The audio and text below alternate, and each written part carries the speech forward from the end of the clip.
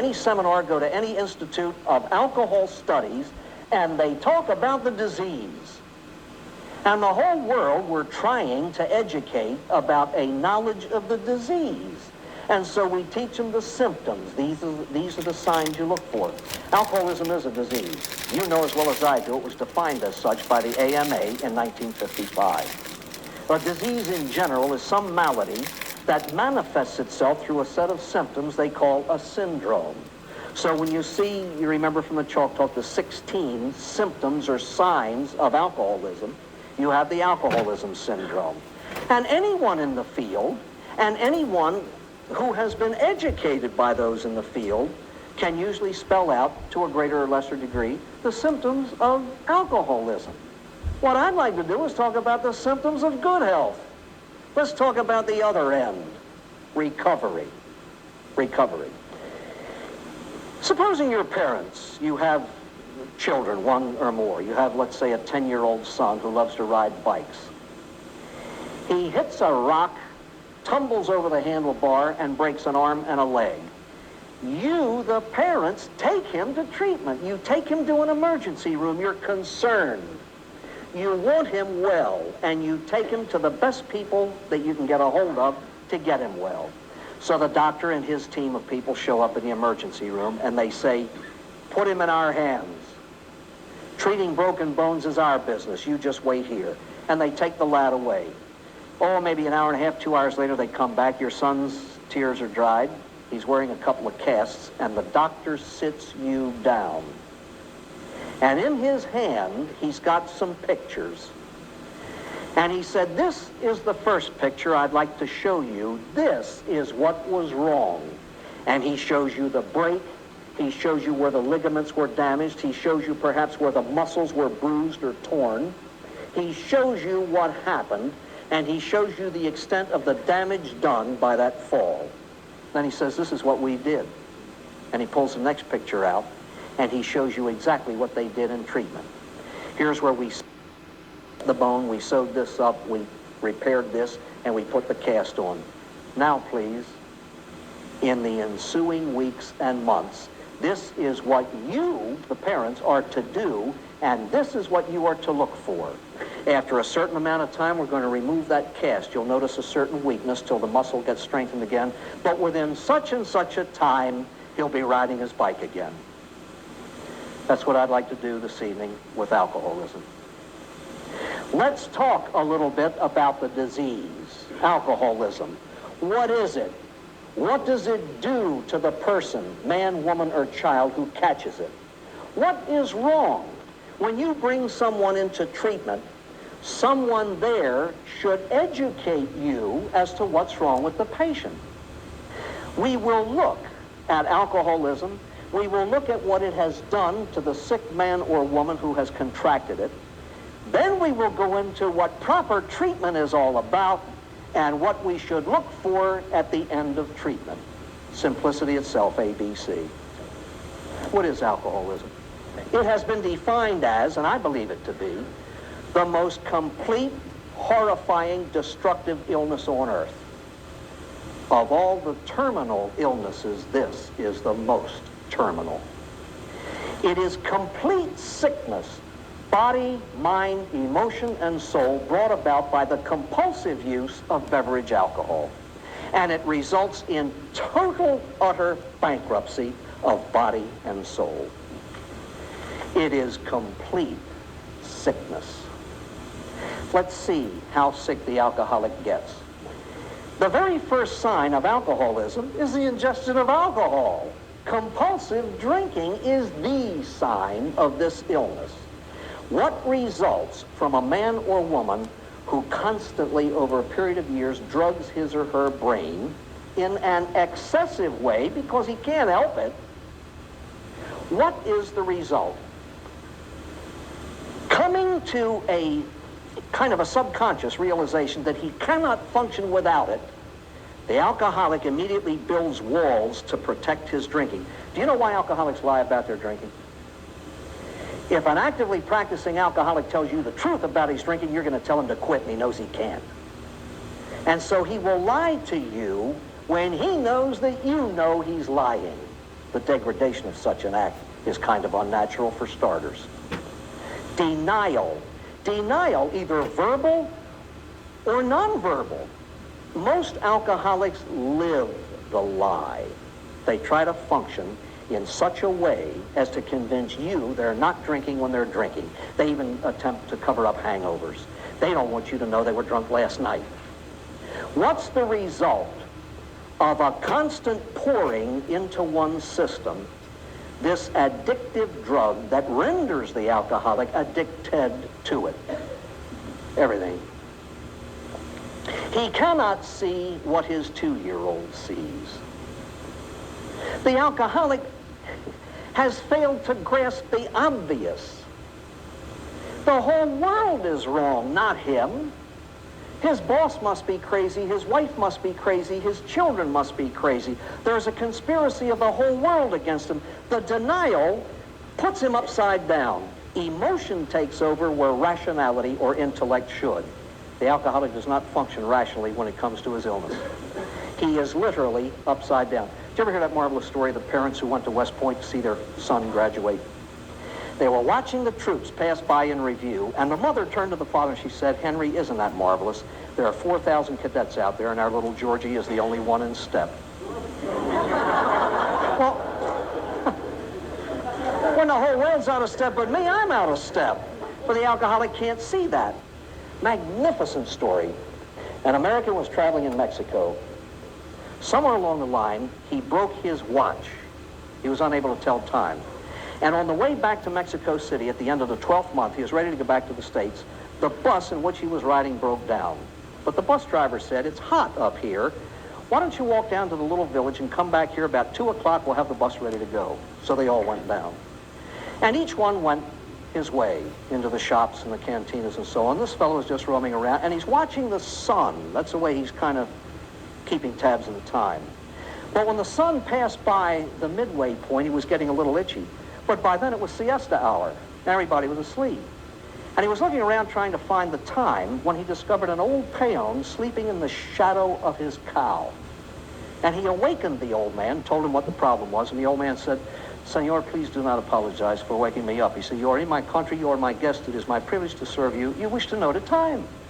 And he lifted the cow's udder, and he said, "It is only 5 minutes of 1. Stay here."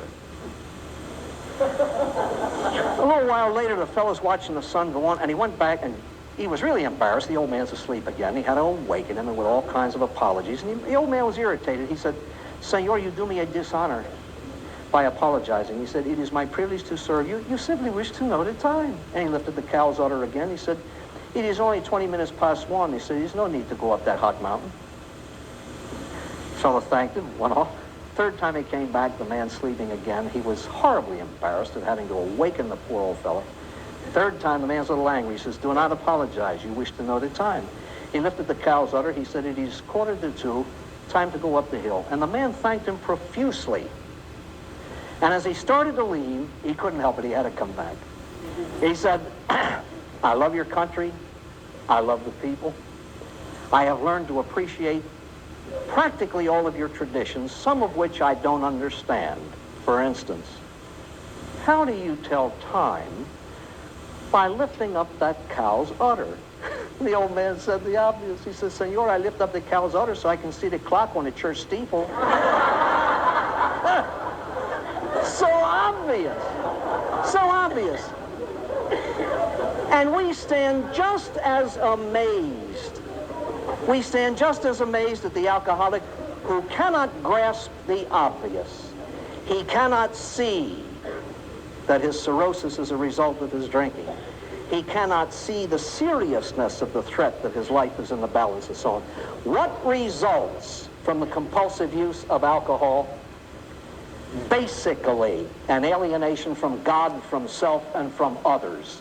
Ladies and gentlemen, the disease is not immoral, but the behavior usually is. And that's why AA's therapy demands that the alcoholic take a searching and fearless moral inventory of self. Because the immoral behavior has made the alcoholic so fearful of God that in many cases he denies him and says there is none. Self. The professionals use the very mild term, he has a poor self-image. That means nothing. The alcoholic usually despises himself with an intensity that is unimaginable. Many an alcoholic awakens in the morning and looks in a mirror and feels an overwhelming desire to vomit because he just can't stand what he's looking at. Alienation from others. The whole world is against me. The whole world is against me. And then you find the paranoia setting in and so on and so forth. As all of this deepens and deepens and deepens, the result is a colossal fear. Like is afraid of the dark. Some of them seek the only out that is available, death through suicide. He's afraid to live and he's afraid to die. I've said this 1,000 times. The illness of alcoholism teaches its victims one single solitary thing. They learn one thing from their alcoholism, and that is how to be scared to death. Can you imagine a 50-year-old afraid of the ring of a telephone? Those of you in the room who have been through it know exactly what I'm saying. Self-hatred. A loathing of self. You know the difference between sorrow and remorse? Sorrow is the emotion of an adult who feels bad at causing pain in another. Remorse is completely self-centered. How could I have done these things? And isolation from others. Whoever said that the alcoholic is alone in a crowd didn't even come close. Didn't even come close. And so you find a human being completely and utterly frustrated because he has been cut off from the very purpose for which God made him, which is to love. This is what enters treatment. Now, a good, solid treatment center will give the alcoholic the best of everything and then tell the family, the employer, or the superior exactly what they did. If indeed I say that the alcoholic is sick all over in body, mind, emotion, and soul, I should do and give what the founder of AA did for alcoholics. Do you know where Bill Wilson got well? In a hospital. Do you know where he got his 12 steps? From the clergy of the day. Do you know where he got his knowledge of the psychology of the alcoholic? By reaching out to the psychiatrists of the day who were interested. And so, he brought into being the most powerful therapy for alcoholics known. And any treatment center worthy of its name will base its treatment primarily on the therapy of AA, but it won't stop there. It will add anything and everything that can help and aid and enhance that sobriety. He is sick in body, mind, emotion, and soul. Medicine to clear up the body.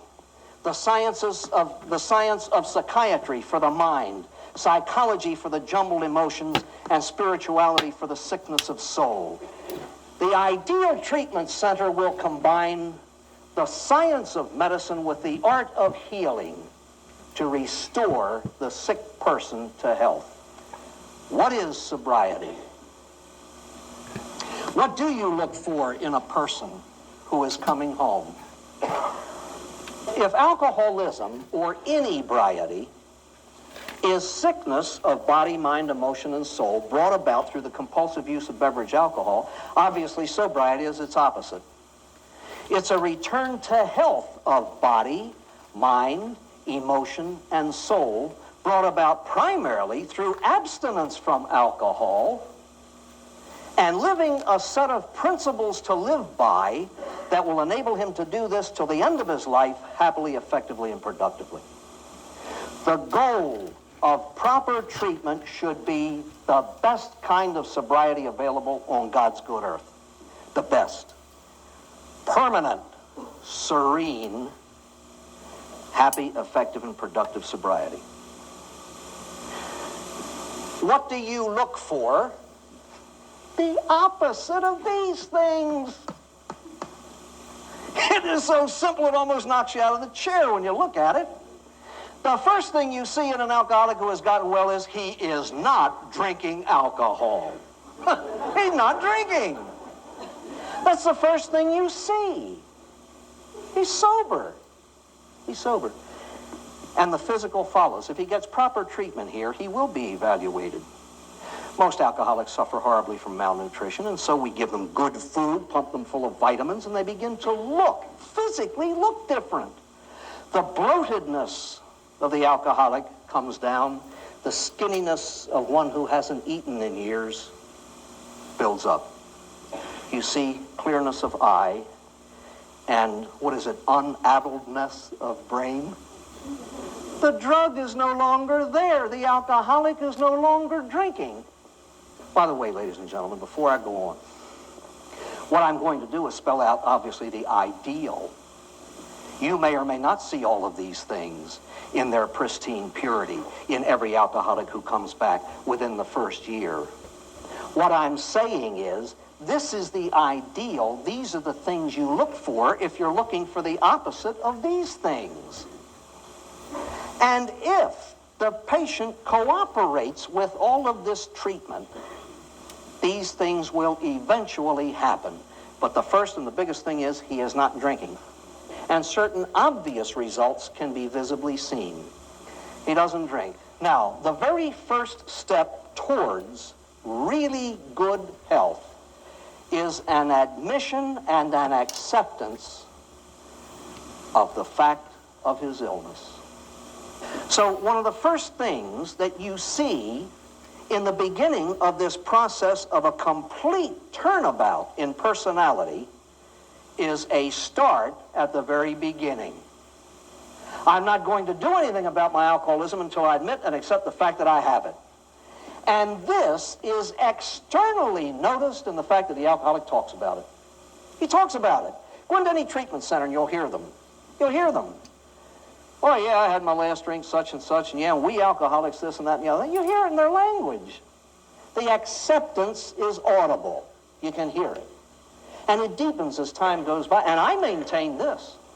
The depth and the seriousness with which a recovered alcoholic will work his program depends directly on the depth and the seriousness with which he accepts his alcoholism. The alcoholic is no longer denying. He no longer says what isn't so. He's beginning to pick up on what is so. I actually did those things. I really do admit to these things. I must have a drinking problem. A friend of mine during the last year of his drinking woke up one morning, looked out his bedroom window in his backyard, and there was a horse that he had brought home the night before. And he just blinked. But he said, now I'm sober, I no longer bring horses home.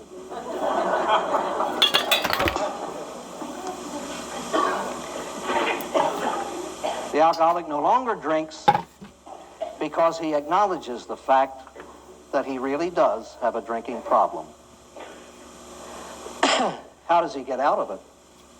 It's a beautiful thing to say, yes, I have a drinking problem, but how does he get well? He's wanted to be well for years. He has tried to stop drinking for years. He has tried to cut back for years. Why is it different now?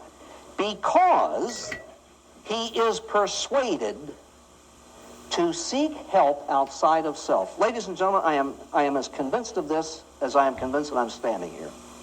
When an alcoholic admits that he's helpless, I cannot do this myself. I have reached the end of my line. I am helpless. When he reaches that point, he ceases to be hopeless. There's now hope.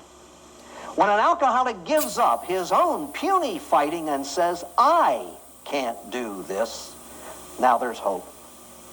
And we try to persuade him to reach outside of self to a power, whatever, greater than self. And once he begins to stay sober without all the fighting and the battling and the desire to drink, everything else falls into place. Everything else falls into place. He then begins to work on self. He hates himself. And so he is persuaded with the gentle, loving help of others to really look at himself. He takes an inventory and he finds out he isn't too bad. with people to guide him and put his feelings into place, he can look with the eyes of reason at the fact that he does have talents, that there is some worth in him, that there are some things that he doesn't have, and that perhaps he has spent his life envying in others.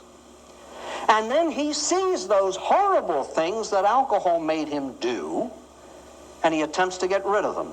So he becomes willing to work on himself, and with the aid of this power greater than himself, he tries to rid himself of those things that make him selfish, so that he might now be to look to others. Is the hinge on which the sober, and the desire to share sobriety with others is the indication of a grateful heart. How many employers, how many clergymen, how many superiors in the military or in the church have experienced an alcoholic who has gotten well, ringing his door? So much has been given me, I want to share it. If you come across someone who is sick, let me know. Let me know, and I'm available. I will help you. Ladies and gentlemen, do you know what you see in an alcoholic who recovers? The man or woman who would have been if alcohol had not entered his or her life. You see all of that, plus. And the plus is very often greater than anything that came before it. Many men and women have been created into giants as a result of living for the rest of their lives the treatment that got them well, for starters. Basically, do you know what recovery is all about? 1 week ago in New England, I sat behind the desk of a man who sat on the other side of it and shared this with me. He said, a friend of mine told me that his sponsor passed on to him the words of Dr. Bob himself. Dr. Bob, as you know, was one of the co-founders of AA. And his great hue and cry was, keep it simple. And he explained what getting well was all about. And it takes all these things into consideration. 6 words. Trust God. Clean house.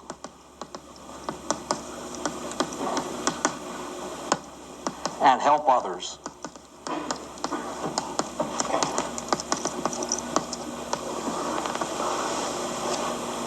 That's what getting well is about. That's what it's all about. 6 words.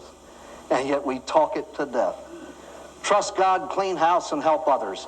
You will see a human being doing what God intended him to do, to function in his own image and be happy doing it. And when one is happy, one manifests itself through a sense of humor. An infallible sign of recovery is a sense of humor. The old one-liners, the goofy stories that just give the chuckle of relief. This is a magnificent story I picked up from Jack Fahey a while back. I think it's a brilliant thing. I love one-liners. Have you ever heard about the one-fingered pickpocket? All he could... I think that's an absolute stroke of genius. Sober for some years, and every time he enters a restaurant and is asked by a waiter or waitress, would you care for a drink? His reply is standard, no thank you, I'm allergic to it. They usually half frown and walk away. The young waitress, when given that answer, he said, no thanks, I'm allergic to it. She says, you're what? He said, I'm allergic to it. She said, what do you mean by that? He said, when I drink, I break out in spots. San Francisco.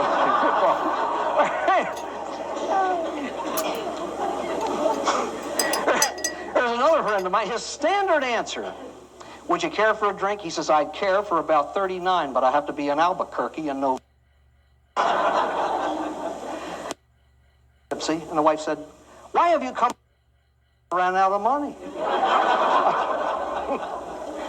Your drinking will kill me. He said, give me a double shot. And the street, he passed by a tavern, and in the window is written a sign, all you can drink. He went in and he said, give me $2 worth. That's some lunatic stories. You see, if an alcoholic gets well right, he's going to get well all over. His family life should improve.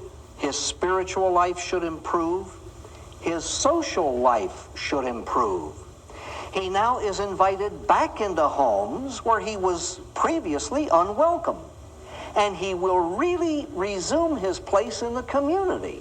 If he has been reissued his membership card to the human race, then he in turn becomes a part of it. He does become interested in making amends to people he had offended. The children to whose ruin he had contributed, these children are now precious to him again. He's able to love again, and he wants to be a part of their lives. So he hears their lessons at night and attends the PTA meetings with them. He does become interested in community projects if he gets well right in a balanced way. In other words, service to others is nothing more than an external translation of his inner change. He's a different man and he acts it. He's a different man and he acts it. And so he tries to fulfill his obligations to people. Not only does the alcoholic improve in his home life, his social life, and in his spiritual life, but there is a great improvement also in his job life.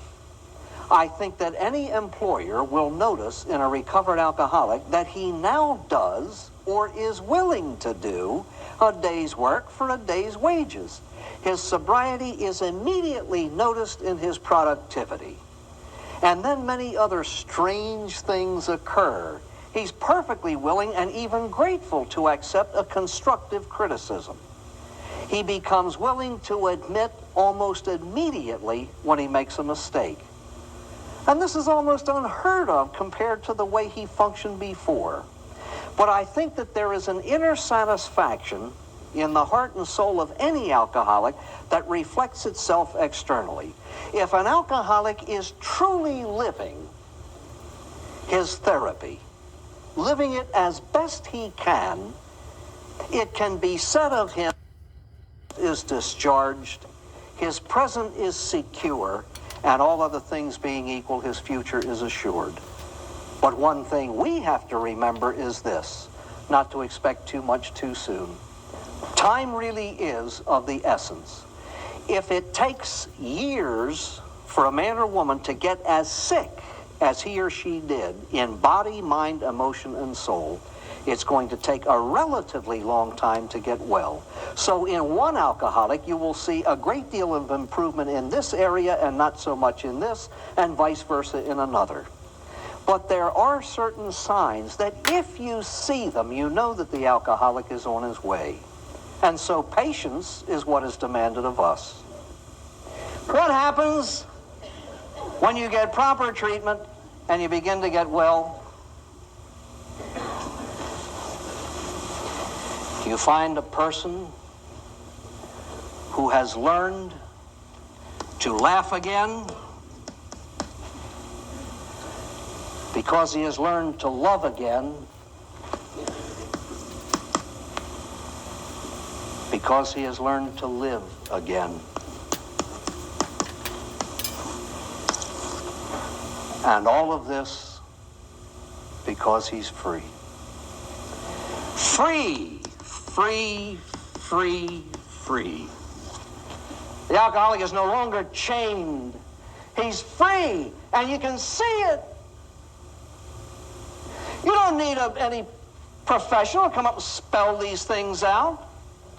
If an alcoholic is getting truly well, ladies and gentlemen, if you have eyes, you can see it. If you got ears, you can hear it. And if your soul has fingers, your heart can touch it and be touched by it. We must always keep our eyes on the goals of sobriety.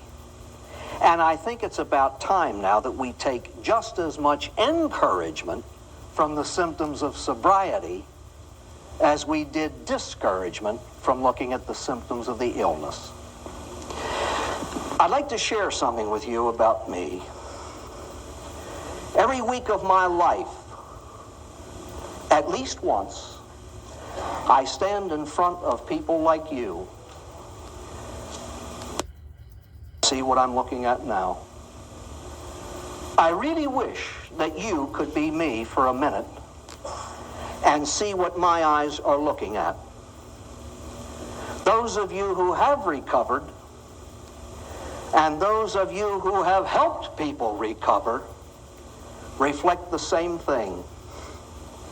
And so often, the only thing that wells up in me are the marvelous words of that Song of the Sea, sung so beautifully by the British singer Roger Whittaker. For you are beautiful, and I could love you dearly, more dearly than the spoken word can tell. Thank you so much.